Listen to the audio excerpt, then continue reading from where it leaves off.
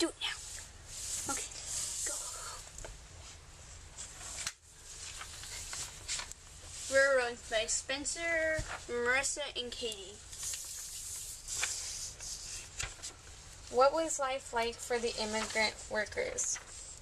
The immigrant workers had to do hard, dangerous, and back-breaking work each day for many hours. Even though the value of their work was great, they got paid very little.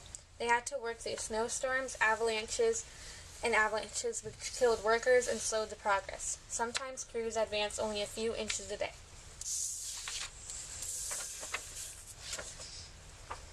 How did railroads help develop the West?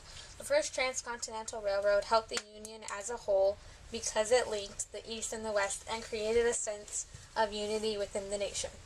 The golden stake that united the two lines said, "May God continue the unity of our country as a railroad unites the two great oceans of the world." It helped the West because new settlements sprouted wherever it ran through, and it helped the population in the West to grow. It also helped move people, supplies, and mail quickly and cheaply across plains and mountains. Two problems that the immigrants faced as railroad workers. The immigrants had to do great amounts of very hard, painful, and demanding work each day for close to nothing. Their pay was the lowest out of everyone. They had to work 12 hours a day, 6 days a week, for only $26 to $35 a month, and they had to provide their own food and tents. Many immigrant workers were also killed in snowstorms and avalanches. How did transcontinental railroads help to bring more states into the Union?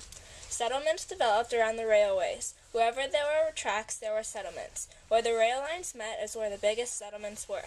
This made the population in the West grow rapidly, which caused many Western territories to apply for statehood. Nevada became a state in 1864, Colorado in 1876, North Dakota, South Dakota, Montana, and Washington in 1889, and Idaho and Wyoming in 1890. Why did railroad companies hire immigrants to build the first transcontinental railroad? Both of the companies developing the transcontinental railroad had trouble getting workers to do the labor.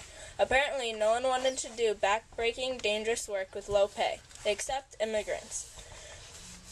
The two companies hired immigrant workers from Ireland and China. African Americans and Mexicans were also hired. All of these immigrants did the work and accepted the low wages. Are railroads as important today as they were in the late 1800s? Railroads helped to bring more states into the Union, and they are still as important today as they were then. Most of our mail is transported using airplanes, and most people travel by airplane because it's faster. But what trains are used for is to transport large cargo. Without them, we couldn't transport big and heavy things. Railroads are still used today. They are just used for different things than they were in the 1800s. The end. Yay!